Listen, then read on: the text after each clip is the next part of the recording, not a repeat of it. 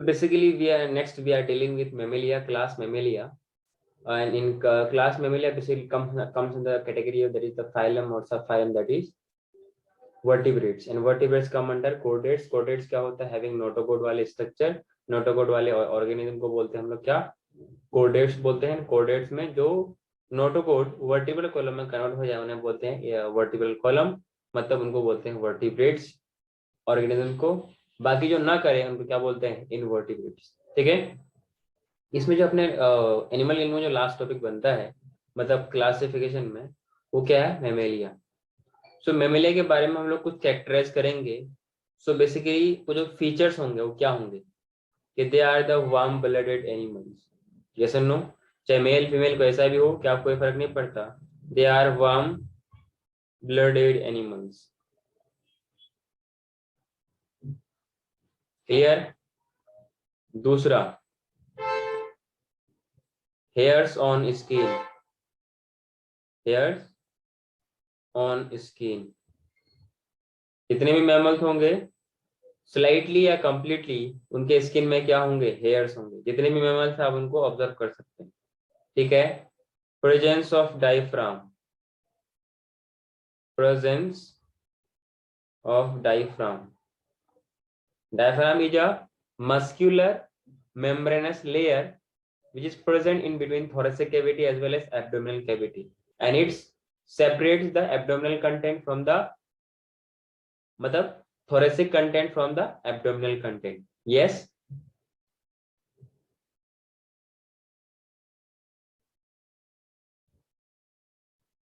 आगे ना, नेक्स्ट है presence of external years.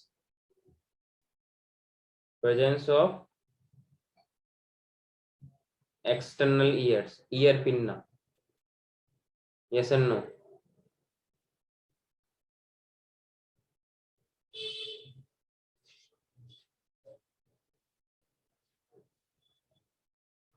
That is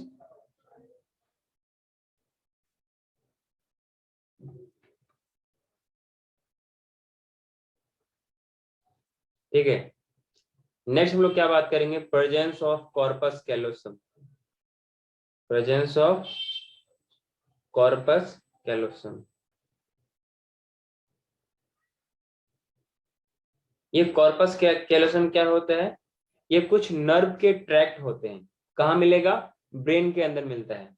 जब हम लोग ब्रेन का अपना डायसेक्शन करेंगे, मतलब वर्टिकली दो हाफ इक्वल पार्ट में करेंगे, तो बिल्कुल आपको ब्रेन कुछ इस तरीके से दिखेगा। मतलब this is the half part, this is the half part, ये कंबाइन होके बिल्कुल अंदर सेट होती है।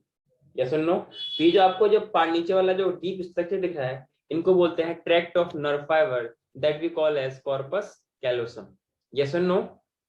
Presence of mammary gland. Yes or no? For supporting the, yeah, for the supporting, yeah, we can say feeding of baby. Presence of mammary gland.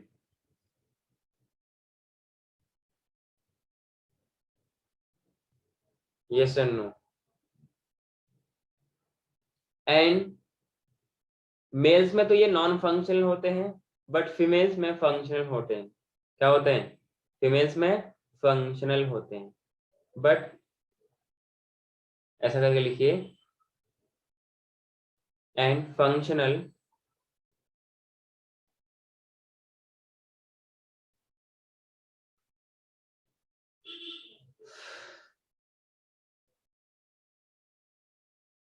only in females for the support of pregnancy.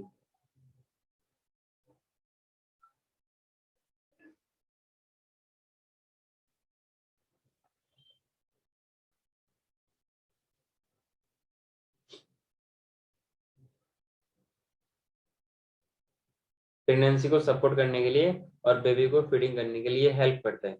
आगे ना, अच्छा एक most important point हम लोग भूल रहे हैं, वो कौन सा है?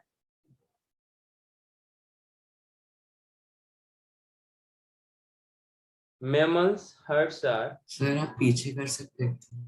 Just wait for a moment. हाँ फटाफट लिखिए।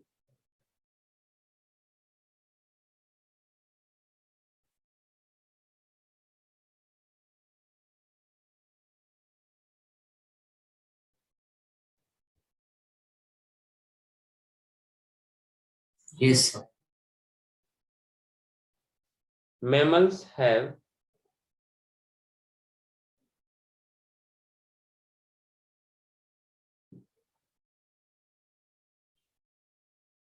four chambered heart, मतलब दो ऑरिकल दो वेंट्रिकल, यस और नो? हेलो? सर आर्टरीज क्या होते हैं? आर्टरीज बेसिकली एक सर्कुलेटरी सिस्टम का पार्ट है, हार्ट भी उसका पार्ट है। तो human circulatory system consist of blood vessels. तो आर्टरीज क्या है? एक काइंड ऑफ ब्लड वेसल्स है। ब्लड वेसल्स मतलब which carry blood from the heart और अवे फ्रॉम द हार्ट, ठीक? From the heart and towards heart, मतलब away from heart and towards heart. जो हार्ट की तरफ ब्लड लेके आएगा, that is the veins, that is the veins, yes और no? जो हार्ट से अवे ब्लड को दूर ले जाएगा, चाहे वो प्योर हो या इम्प्योर हो, उनको बोलते हैं आर्टरीज, आगे ना? ओके तो sir. Mostly pure blood flow करता है। कभी अगर टाइम मिलेगा तो मैं उसको थोड़ा हार्ट को मैं इलाबोरेट करूंगा, सर्कुलेटरी सिस्टम को इलाबोरेट करूंगा।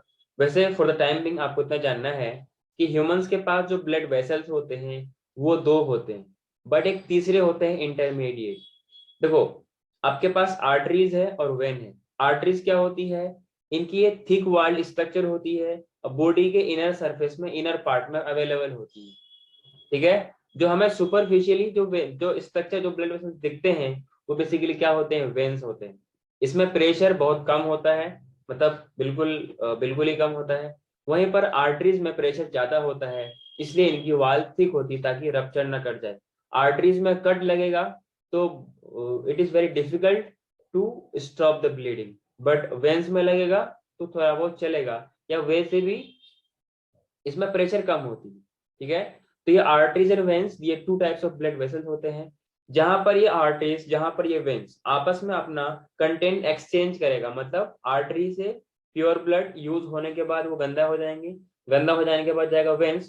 तो जिन टफ्ट ऑफ या ब्रांच ऑफ आर्टरी से जाएगा और जिस part of branch and part of when से जाएगा, उनको कैपिलरीज बोलते हैं। तो कैपिलरीज बेसिकली क्या होता है? Junction between arteries and veins, जहां पर सेल्स या टिश्यू ब्लड का एक्चुअली एक्सचेंज करता है। क्लियर है? हाँ yes, सर। sir. ये कभी मैं एक्स्ट्रा टॉपिक करके बताऊंगा, ठीक है ना?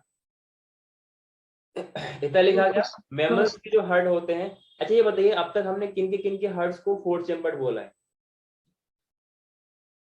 किन के हार्ट को मैंने फोर चैम्बर्ड बोला है? फटाफट बताइए। Sir, humans. नहीं, sir reptilia, class class. Reptilia में जो हम्म, क्रोकोडाइल्स का बोला। ये थ्री था। Aves, apes and mammals. Birds, mammals are the warm blooded animals, and warm blooded animals के हमने एक टर्म यूज किया था, उसका नाम क्या था? अरे बोलो। होमियोथर्मस। सो स्किन ऑफ मैमल्स में हेयर्स तो होंगे ही होंगे, हैव ऑयल ग्लैंड्स, आगे ना?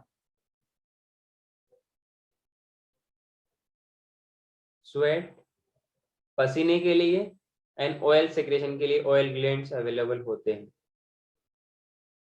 कोई दिक्कत? सर लेकिन ऑयल सिक्रीशन हेल्प कैसे करता है बॉडी? यस।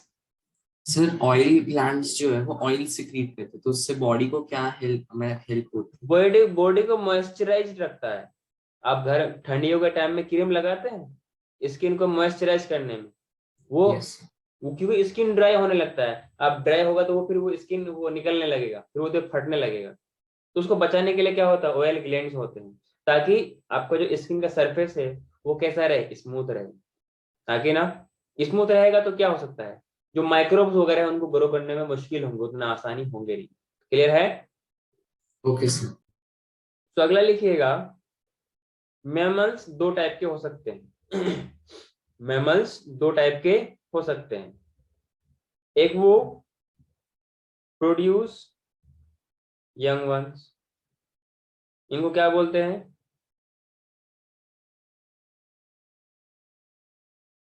अरे बोल। Sir offspring. वीवी पैरस, जो बच्चे जन्म देते हैं, और जो अंडे देते हैं उनको क्या बोलते हैं? Oviparous. Produce egg, they are called as oviparous. ठीक, कोई दिक्कत?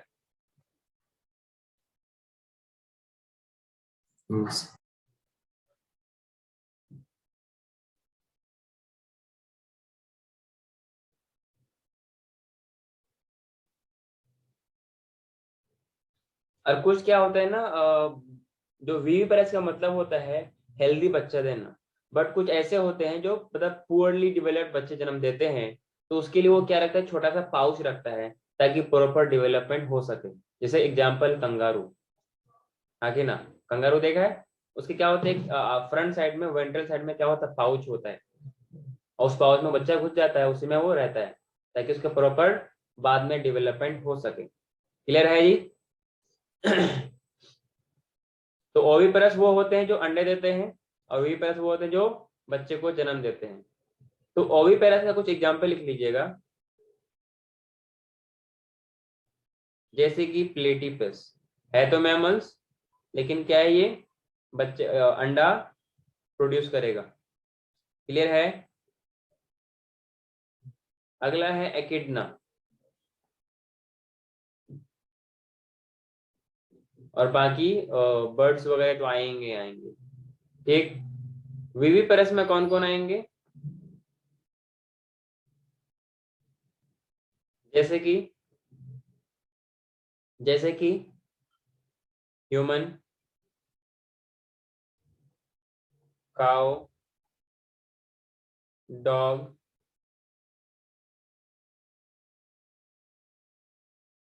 बुफेलो। बफेलो में क्या होता है, डबल एफ।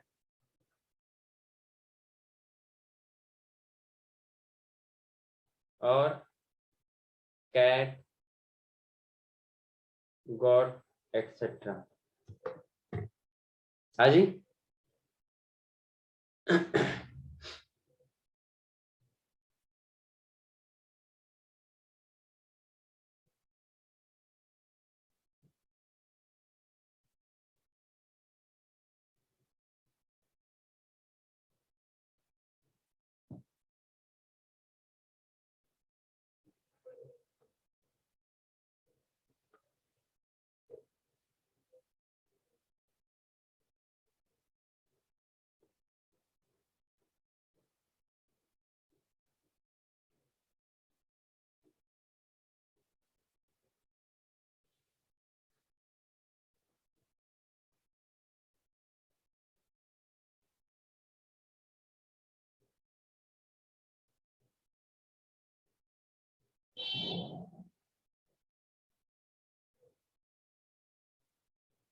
कितना लिख लिया आप लोगों ने? Yes sir. इसमें वेल भी आ जाएगा, शार्क भी आ जाएगा, और बैट भी आ जाएगा। बर्ड वैसे लगता है क्या है, बर्ड्स लगता है, लेकिन है क्या, मैमल्स। तो इसमें कुछ आपको नेक्स्ट क्वेश्चन दे रखे in text question, question number 1, 2, 3 and 4, page number 94 में, इन सबको आपको सॉल्व करना है। ठीक है जी? नेक्स्ट आता है आपके पास क्लासिफिकेशन। तो classification was basically given by Carolus Linnaeus. आगे ना, इन्होंने नोमेनक्लेचर के बारे में दिया था और क्लासिफिकेशन के बारे में दिया था। एक आपके पास एनसीईआरटी में चार्ट है, उनको आपको फॉलो करना है। ठीक है? एनिमल्स है, उनको दो ग्रुप में डिवाइड किया on the basis of cellular level of organisation and tissue level of organisation. Cellular level में आपके पास क्या था, only phylum Porifera. Tissue level of organisation में इसको फर्दर इसको तीन ग्रुप में डिवाइड किया। बॉडी कैविटी नहीं होने की वजह से एपिडर्मिस और गैस्ट्रोडर्मिस के बीच में कोई भी बॉडी कैविटी नहीं होगा, मतलब दोनों जर्म लेयर के बीच में कोई भी कैविटी अब्सेंट प्रेजेंट नहीं होगा। उसको हम लोग क्या बोलेंगे, सिलेंट्रेट्स एंड प्लेटी हेलमिन्थिस। जिनके पास ऐसा तो लगता तो है बट कैविटी है, लेकिन एक्चुअल में कैविटी होता ही नहीं, वो पाउचेस के फॉर्म में अवेलेबल होते हैं, कंप्लीट कैविटी नहीं होती। इसलिए इसका एक एग्जांपल है Nematoda, that is the nematodes. अगला है सिलोमेट्स, जिसके अंदर एक्चुअल कैविटी होगी, मतलब एक्टोडर्म एंड एंडोडर्म के बीच में क्या होगा, स्पेस होगा। मतलब क्या बोलते हैं cavity, that is the coelomates. ये सीलोमेट्स आपको अलग अलग टाइप के होते हैं, मतलब जो इनके, हमने 3 जर्म लेयर की बात किया था, एक्टोडर्म, एंडोडर्म एंड मेसोडर्म। तो मेसोडर्मल सेल्स होंगे from the single cell during the growth of the embryo. इससे क्या बनेंगे, एक सेल से फर्दर मल्टीसेलुलर ऑर्गेनिज्म बनेंगे। एग्जांपल आपके पास एनालिड्स है, मोलस्का है, आर्थ्रोपोडा है। Coelom is formed from pouches pinched off from the endoderm, मतलब इनके पास कंप्लीट क्या होंगे, कैविटी होंगे, मतलब इसलिए they are the actual coelomates. ये 2 टाइप्स के होंगे, जिनके पास नोटोकॉर्ड्स होगा, जिनके पास नोटोकॉर्ड नहीं होगा। नोटोकॉर्ड नहीं हुआ तो बोलेंगे एक्टिनोडर्मेटा, मतलब उसको हेमिकोडेटा बोल सकते हैं हम लोग। अगला है नोटोकॉर्ड होना, दैट इज द कोडेट्स, हाँ कि ना। कोडेट्स को फर्दर अगर नोटोकॉर्ड अगर वर्टिकल कॉलम में कन्वर्ट हो गया, इसको हम लोग क्या बोलेंगे, notochord is present at least larval stage, but adult stage में एब्सेंट होता है। एग्जाम्पल है प्रोटोकोडेटा। वहीं पर notochord is replaced by vertebral column. They are known as the vertebrates. Vertebrates has further classes. We have cyclostomata, we have pisces, we have amphibia, we have reptiles, we have apes and we have mammals. आगे ना mammals के क्या features है, exoskeleton of क्या होंगे, hair होंगे, external ears होंगे, mostly giving birth to live young ones, yes और नो। एंड डायफ्राम का प्रेजेंट होना, स्किन में हेयर का होना, स्वेट ग्लैंड का प्रेजेंट होना, ऑयल ग्लैंड्स का प्रेजेंट होना, ये सब मैमल्स का फीचर है। और कॉर्पस कैलोसम। क्या मेरी बात समझ में आई? Yes.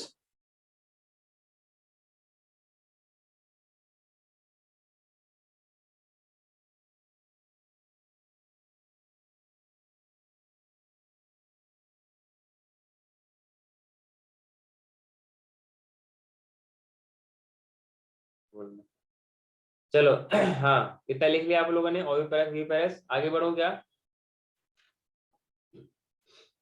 हाँ जी,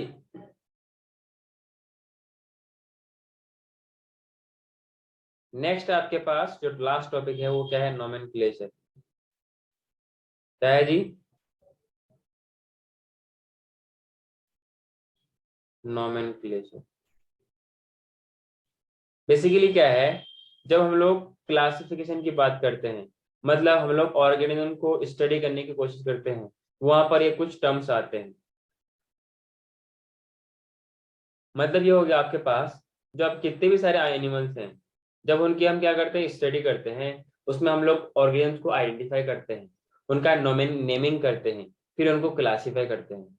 तो ये सब के सब हम लोग स्टडी करते हैं सिस्टमेटिक्स के अंदर। ये बायोलॉजी का पार्ट है जहां पर हम लोग ऑर्गेनिजम्स का डिटेल स्टडी के बारे में बात करते हैं, ठीक है। नोमेनक्लेचर का सिंपली मतलब होता है naming of organism, naming of organism. मन जो मन में है सब रख देंगे, कुछ इसका रूल्स एंड रेगुलेशंस होगा। Sir, rules only. कौन कौन से रूल्स कभी मैंने आप लोगों को एक्सप्लेन किया था क्या?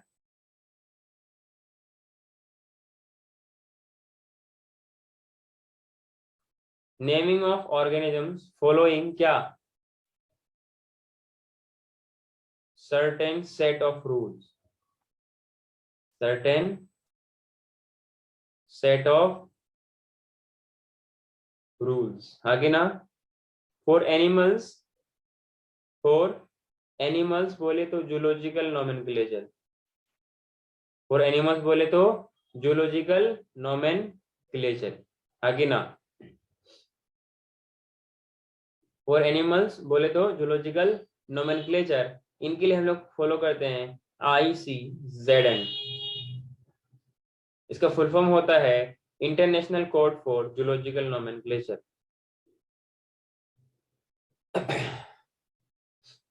International code for zoological nomenclature, याद रहेगा।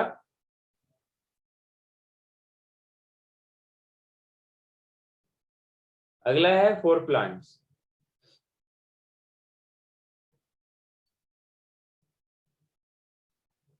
अगला क्या है, प्लांट्स। तो प्लांट्स का नेमिंग करने के लिए ICBN को फॉलो करते हैं। इसका फुल फॉर्म क्या होगा? यस, अरे बोलो। Sir, International Code of Botanical. nomenclature, yes. International Code of या Code for Botanical Nomenclature, मतलब ICBN को फॉलो करते हुए हम लोग प्लांट्स की नेमिंग करेंगे और ICRN को फॉलो करते हुए सारे के सारे एनिमल्स का नेमिंग करेंगे। ये बहुत सारे कुछ रूल्स कहते हैं, कुछ तरीका कहता है कि हम लोग क्या क्या नाम लिखते हैं और कौन कौन से वर्ड यूज करते हैं, ठीक है ना। बॉटनिकल नोमेनक्लेचर, ये जो दोनों के दोनों नोमेनक्लेचर का सिस्टम है, it was given by Linnaeus. It was, कौन दिया था इसको? Carolus Linnaeus. ICZN and ICBN कौन दिया था?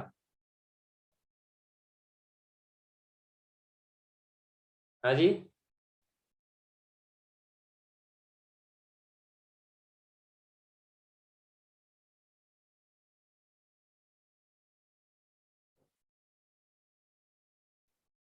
इन्होंने क्या किया था, सारे के सारे प्लांट्स एंड एनिमल्स उस टाइम, इसके टाइम में जो अवेलेबल था, सबका नोमेनक्लेचर कर डाला इसमें। बात समझ में आई? यस। और ये जो आपका ये सर्टेन सेट ऑफ रूल्स है, ये आपसे कुछ बातें कहता है। जो लीनियस ने दिया था ना, वो दो वर्ड वाले नाम दिया था। क्या दिया था? Binomial nomenclature. Binomial nomenclature,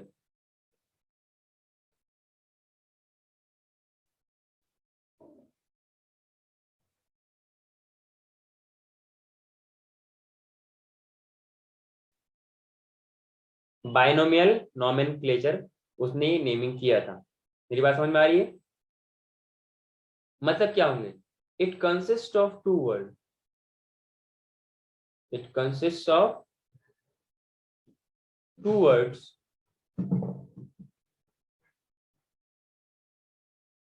again ना। The first one will be genus name, तो पहला वर्ड होगा उसको बोलेंगे जीनस, दूसरा होगा स्पेशीज। यस और नो? अरे बोलो। जैसे हम लोग बात करते हैं होमो, अगला है सेपियंस।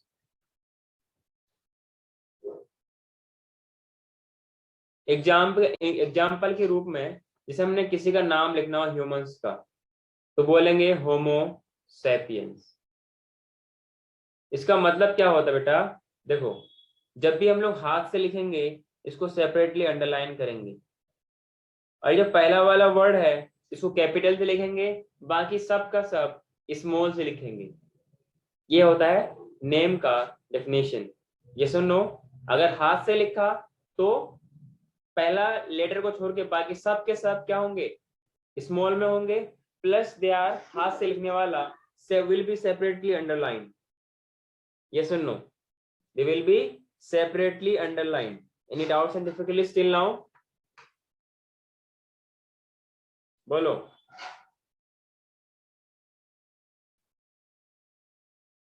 अरे बोलिए। यस। अगर इसको टाइप करेंगे, अगर इसको टाइप करेंगे, if printed, if printed,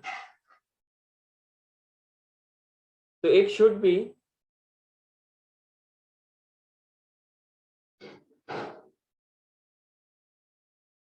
then it will be in italics. क्या मतलब?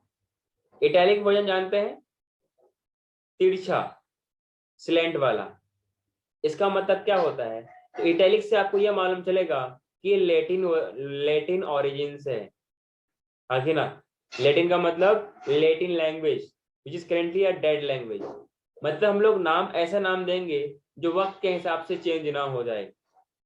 मतलब वक्त के हिसाब से चेंज होने लगे तो फिर नाम का कोई मतलब भी तो नहीं रहेगा। जैसे मान लो आज मैंने नाम रखा चुन्नू, कल नाम रख दिया मुन्नू, अगले दिन रख दिया सुन्नू, आगे ना अगले नाम में रख दिया पुन्नू। तो इस तरीके से नाम रखना मतलब एक ही ऑर्गेनिज्म टाइम टाइम के साथ अलग अलग नाम से जाना जाएगा। इज इट फिजिबल कि आप उसको उसी चीज से जान पाओगे? यस और नो? हेलो। मान लो आपका नाम अगर कुछ XYZ है, तो आप उसी नाम से आपकी आइडेंटिटी 10 साल बाद भी उसी नाम से करेगा, तभी तो जानेगा अच्छा हाँ कि इस नाम का मतलब अच्छा वो लड़का, मतलब उसके नाम से फिर सारे के सारे फीचर्स उसके दिमाग में आने लगेगा आगे ना। जैसे मान लो आपको हाँ मैं सर। किसी को मैंने नाम रखा है चुन्नू, ठीक है। अब चुन्नू अगर नाम रख दिया तो 10 साल बाद बोलूंगा अच्छा चुन्नू क्लास में वो लड़का था, इस तरीके से हरकतें करता था, कैमरा बंद रखता था, आगे ना। तो इससे मैं समझ पाऊंगा अच्छा मैं फलां के लड़के की बात कर रहा हूँ। मतलब अभी मैं नाम रखा चुन्नू, कल लग गया मुन्नू, फिर 10 साल बाद लग गया पुन्नू या लल्लू पल्लू, कुछ भी ABCD नाम रख दिया, तो नाम तो टाइम के साथ चेंज हो जाएगा। तो it will be difficult in studying us what we are going to study, and हम उस और नाम से किस ऑर्गन को जान रहे हैं, ठीक है। यस यहाँ तो कोई डाउट्स है? if handwritten if handwritten it will be separately underlined, it will be separately